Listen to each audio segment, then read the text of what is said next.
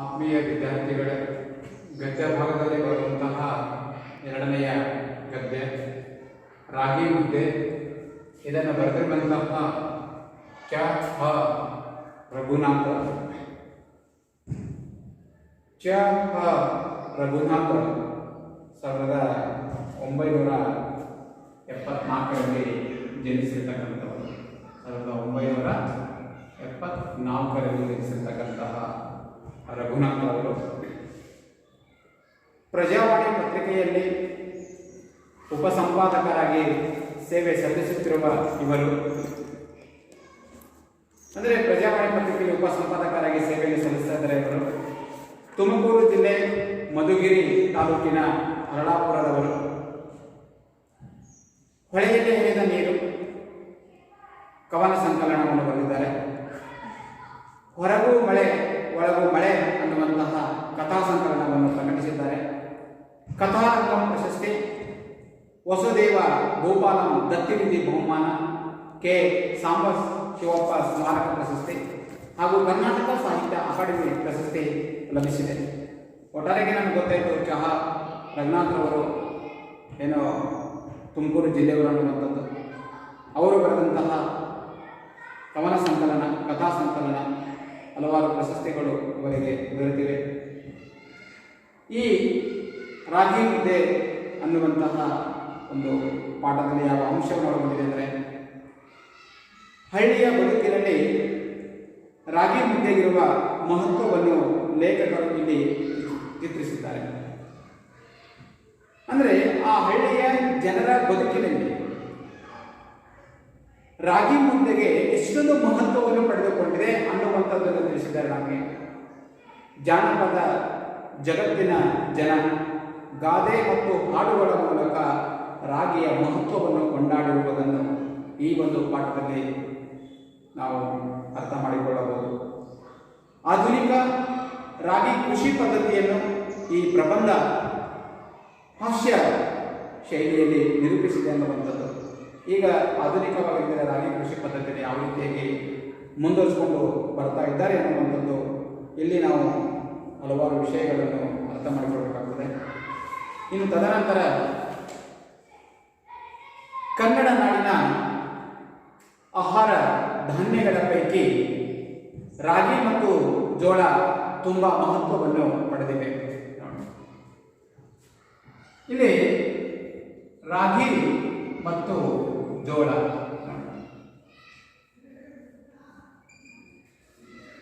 ಕನ್ನಡ ನಾಡಿನ ಆಹಾರ ಧಾನ್ಯಗಳ ಪೈಕಿ, ಅಂದರೆ ಈ ಕನ್ನಡ ನಾಡಿನ ಜನರು ಬಳಕೆ ಮಾಡುವಂತಹ ಸಿರಿ ಧಾನ್ಯಗಳ ಪೈಕಿ ರಾಗಿ ಮತ್ತು ಜೋಳ ತುಂಬಾ ಮಹತ್ವವನ್ನು ಪಡೆದುಕೊಂಡಿದೆ ಎನ್ನುವಂಥದ್ದು ಹೇಳ್ತಾರೆ. ಯಾಕೆ ಮಹತ್ವವನ್ನು ಪಡೆದುಕೊಂಡಿದೆ? ಆ ಸಿರಿಧಾನ್ಯಗಳನ್ನೇ ರಾಗಿ ಮತ್ತು ಜೋಳ ಯಾಕೆ ಮಹತ್ವವನ್ನು ಪಡೆದುಕೊಂಡಿದೆ ಅನ್ನುವಂಥದ್ದು ನಾವು ಅರ್ಥ ಮಾಡಿಕೊಳ್ಬೇಕಾಗ್ತದೆ.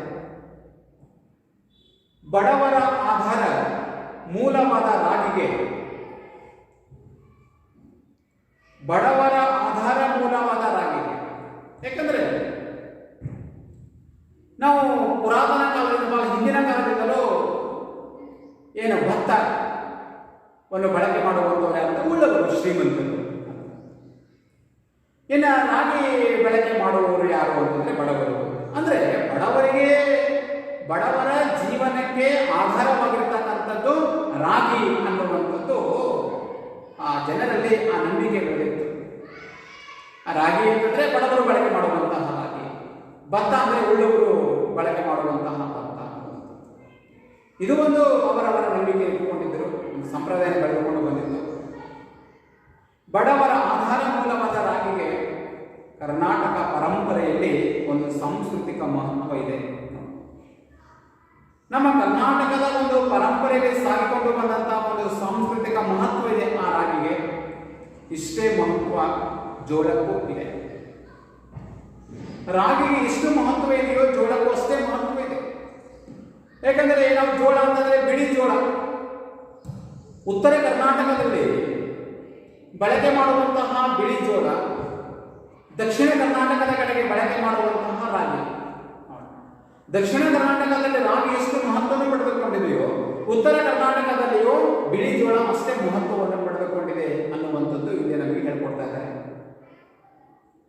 ಮನುಷ್ಯನ ಆಹಾರ ಪದ್ಧತಿ ಹದಗೆಟ್ಟು ಕಾಯಿಲೆಗಳು ಬರತೊಡಗಿದ ಮೇಲೆ ನಮಗೆ ರಾಗಿಯ ಮಹತ್ವ ಅರ್ಥವಾಗತೊಡಗಿದೆ.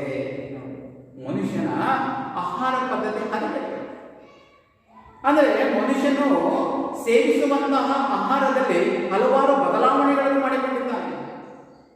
ಯಾವಾಗ ತಾನು ಸೇವಿಸುವಂತಹ ಆಹಾರದಲ್ಲಿ ಬದಲಾವಣೆ ಮಾಡಿಕೊಂಡಿದ್ದನೋ ಅವಾಗ ಏನಾಯಿತು, ಹಲವಾರು ಕಾಯಿಲೆಗಳು ಬರತೊಡಗಿದವು.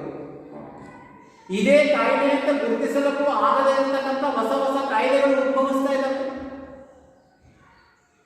ಅವಾಗ ಗೊತ್ತಾಯ್ತು ನಮಗೆ ರಾಗಿಯ ಮಹತ್ವ ಅರ್ಥವಾಗತೊಡಗಿದೆ. ರಾಗಿಯ ಮಹತ್ವ ಏನಿದೆ ಅನ್ನುವಂಥದ್ದು ಗೊತ್ತಾಗ್ತಾ ಇದೆ. ಬಡವರ ಆಹಾರ ಎಂದು ತಿರಸ್ಕಾರಕ್ಕೆ ಒಳಗಾಗಿದ್ದ ರಾಗಿ, ಬಡವರ ಆಹಾರ, ಅದು ಬಡವರು ತಿನ್ನುವಂತಹ ಆಹಾರ. ನಾವೇಕೆ ತಿನ್ನಬೇಕು? ಉಳ್ಳವರು, ಶ್ರೀಮಂತರು ತಿರಸ್ಕಾರಕ್ಕೆ ಒಳಗಾಗಿರತಕ್ಕಂತಹ ರಾಗಿ ಇಂದು ಎಲ್ಲರ ಜೀವ ಕಾಪಾಡುವ ಸಂಜೀವಿನಿ ಎನಿಸಿದೆ. ಅಂದ್ರೆ ಅಷ್ಟೊಂದು ಪೌಷ್ಟಿಕಾಂಶದಿಂದ ಕೂಡಿರತಕ್ಕಂತಹ ರಾಗಿ.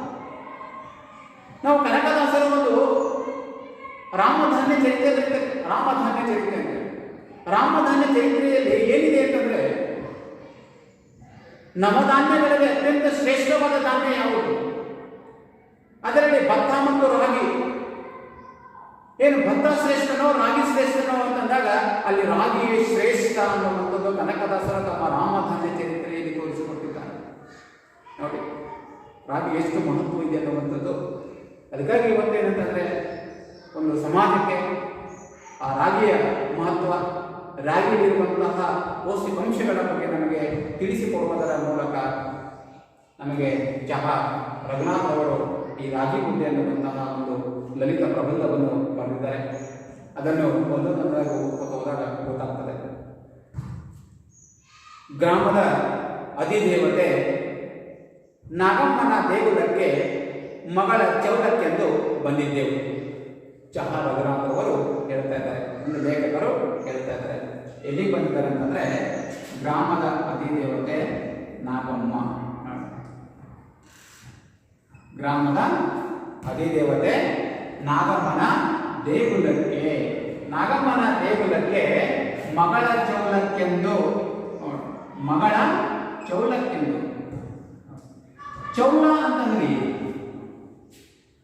ಚೌಲ ಅಂತಂದ್ರೆ ದೇವರ ಹೆಸರಿನಲ್ಲಿ ಮಕ್ಕಳ ಕೂದಲು ತೆಗೆಸುವಂತಹ ಪದ್ಧತಿಗೆ ನಾವು ಚೌಲ ಅಂತ ಕರೀತೇವೆ.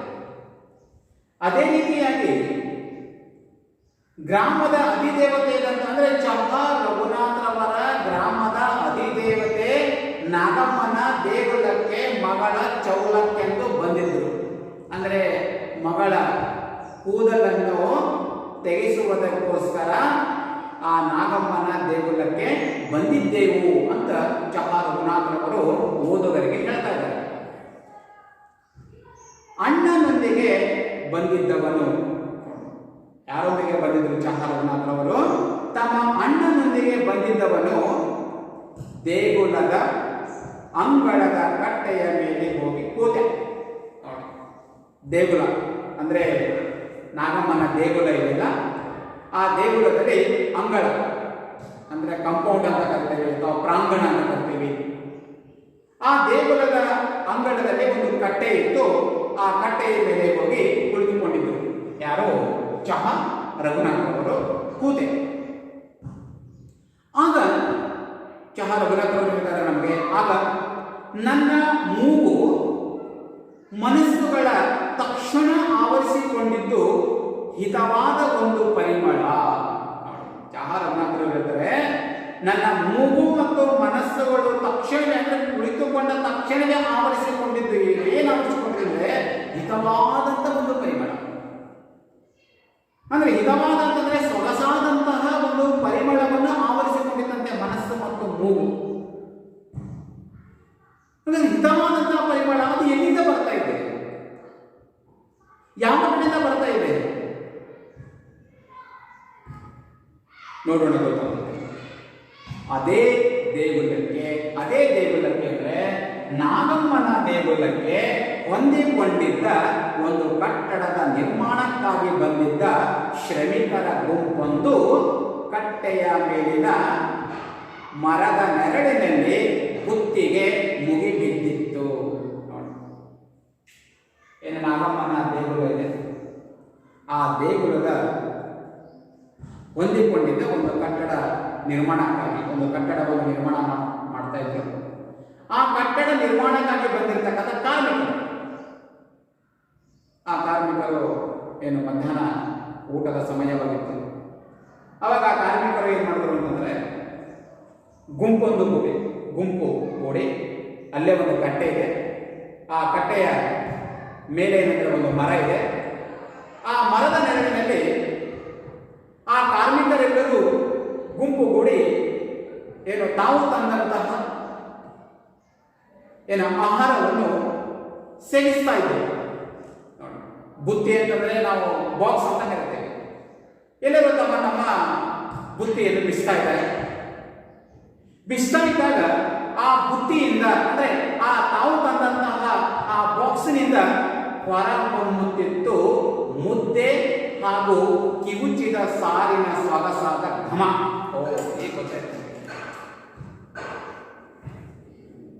ಲೇಖಕರ ಮೂಗು ಮತ್ತು ಮನಸ್ಸುಗಳ ಆವರಿಸಿಕೊಂಡಿದ್ದು ಹಿತವಾದ ಒಂದು ಪರಿಮಳ. ಆ ಹಿತವಾದಂತಹ ಒಂದು ಪರಿಮಳ ಎಲ್ಲಿಂದ ಬರ್ತಾ ಇದೆ ಅಂತಂದ್ರೆ ಆ ಶ್ರಮಿಕರು ಏನು ತಾವು ತಂದಂತಹ ಬುತ್ತಿ ತಾವು ತಂದಂತಹ ಬಾಕ್ಸ್ ಅನ್ನು ಏನು ಬಿಚ್ತಾ ಇದ್ದಾರಲ್ಲ, ಆ ಬಾಕ್ಸ್ ಅಲ್ಲಿ ಏನಿತ್ತಂದ್ರೆ ಮುದ್ದೆ ಹಾಗೂ ಕಿವುಚಿದ ಸಾರಿನ ಸೊಗಸಾದ ಘಮ ಆ ಚಹಾ ರಘುನಾಥರವರ ಮೂಗು ಮತ್ತು ಮನಸ್ಸುಗಳನ್ನು ಆವರಿಸಿಕೊಂಡಿದ್ದಂತೆ. ಮುದ್ದೆಯನ್ನು ಮುರಿಯುತ್ತಾ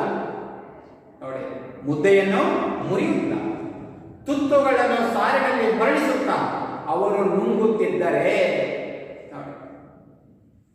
ಆ ಕಾರ್ಮಿಕರು ಶ್ರಮಿಕರಿದ್ದಾರಲ್ಲ, ಒಂದು ಕಟ್ಟಡದ ನಿರ್ಮಾಣಕ್ಕಾಗಿ ಬಂದಿರತಕ್ಕಂಥ ಶ್ರಮಿಕರೇನೆಂದರೆ ಮರದ ನೆರಳಿನಲ್ಲಿ ಕುಳಿತುಕೊಂಡು ತಾವು ತಂದಂತಹ ಬುತ್ತಿಯನ್ನು ಬಿಚ್ಚಿ ಆ ಮುದ್ದೆ ಮತ್ತು ಕಿವುಚಿದ ಸಾರು ಏನು ಮುದ್ದೆಯನ್ನು ಮುರಿಯುತ್ತಾ ತುತ್ತುಗಳನ್ನು ಸಾಲಿನಲ್ಲಿ ಹೊರಡಿಸುತ್ತಾ ನುಂಗುತ್ತಾ ಇದ್ದಾರೆ. ಆ ಶ್ರಮಿಕರು ನುಂಗುತ್ತಿದ್ದರೆ ಇತ್ತ ನನ್ನ ಹಾಗೂ ಅಣ್ಣನ ನಾಲಿಗೆಯ ಮೇಲೆ ನೀರೊಡೆದಿತ್ತು.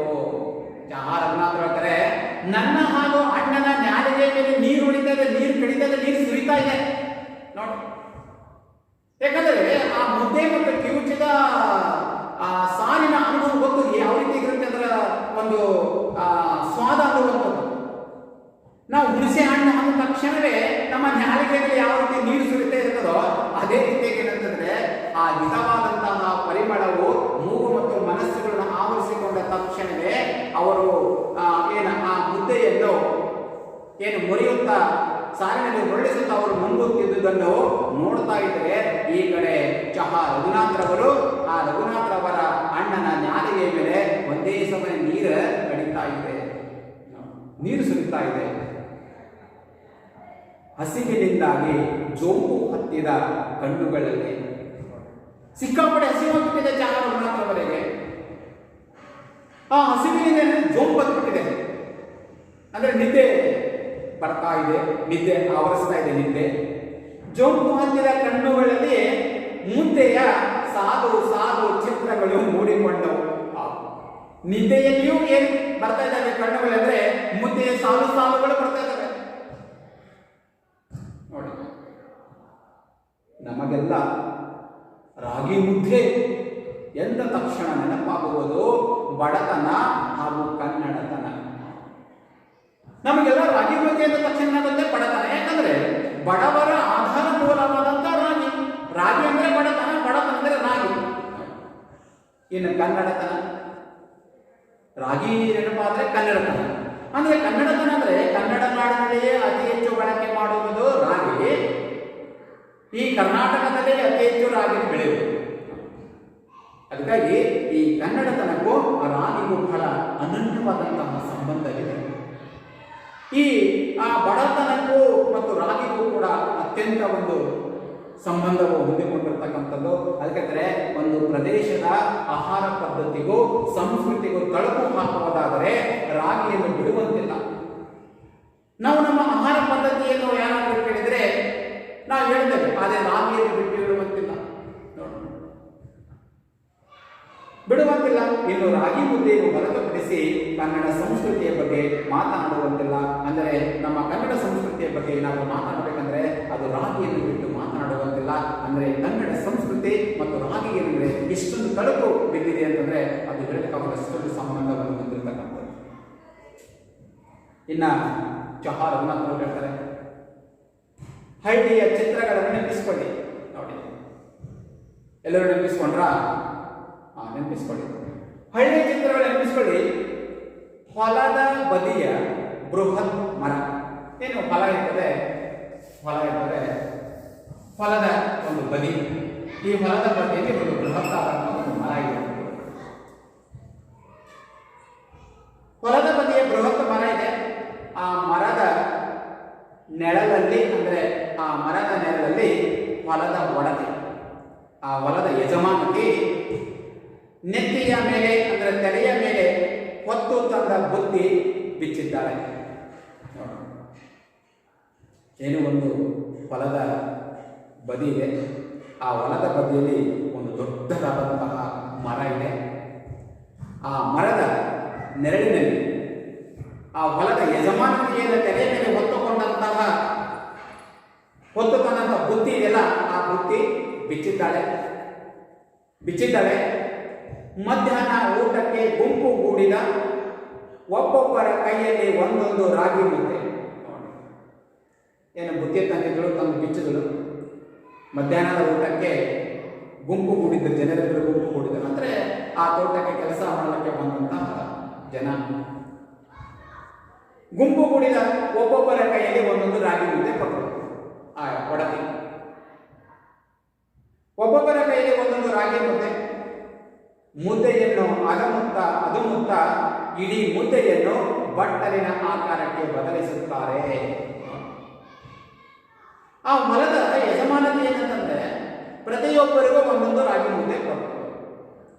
ಅವಾಗ ಅವರು ತೆಗೆದುಕೊಂಡು ಆ ರಾಗಿ ಮುದ್ದೆಯನ್ನು ಕೈಯಲ್ಲಿ ತೆಗೆದುಕೊಂಡು ಆ ಮುದ್ದೆಯನ್ನು ಅದುಮುತ್ತ ಏನ್ ಮಾಡಂದ್ರೆ ಬಟ್ಟಲಿನ ಆಕಾರಕ್ಕೆ ತಂದುಬಿಟ್ಟಿರೋದು. ರಾಗಿ ಮುದ್ದೆ ಯಾವ ಆಕಾರಕ್ಕೆ? ಬಟ್ಟಲಿನ ಆಕಾರಕ್ಕೆ ತಂದು ಏನ್ ಮಾಡಿದ್ರು ಅಂದ್ರೆ ಆ ಮುದ್ದೆಯ ಗುಂಡಿಯಲ್ಲಿ ಸಾರನ್ನು ಗೊಜ್ಜನ್ನು ತುಂಬಿಸಿಕೊಂಡು, ನೋಡಿ, ಯಾವುದೋ ಪಾತ್ರೆನೂ ಬೇಕಾಗಿಲ್ಲ, ಏನೂ ಬೇಕಾಗಿಲ್ಲ, ಕೈಯಲ್ಲಿ ಮುದ್ದೆ ತೆಗೆದುಕೊಂಡು ಮುದ್ದೆಯನ್ನು ಅದುಮಿಯನ್ನು ಏನ್ ಮಾಡಿದ್ರು, ಬಟ್ಟಲಿನ ಆಕಾರಕ್ಕೆ ತಂದ್ರು. ಆ ಮುದ್ದೆಯ ಗುಂಡಿಯಲ್ಲಿ ಸಾರನ್ನು ಗೊಜ್ಜನ್ನು ತುಂಬಿಸಿಕೊಂಡು ಎಡ ಅಂಗೈ ಗುಡಿಯಲ್ಲಿ, ನೋಡಿ ಇದು ಯಾವುದು? ಎಡಗೈ. ಈ ಎಡಗೈ ಅಂಗೈ ನೋಡಿ, ಈ ಎಡಗೈಯ ಅಂಗೈಯ ಗುಣಿ ನೋಡಿ, ಇದು ಅಂಗೈ ಇದಲ್ಲ, ಈ ಅಂಗೈಯ ಗುಣಿಯಲ್ಲಿ ಆ ಮುದ್ದೆಯನ್ನು ಇಟ್ಟುಕೊಂಡು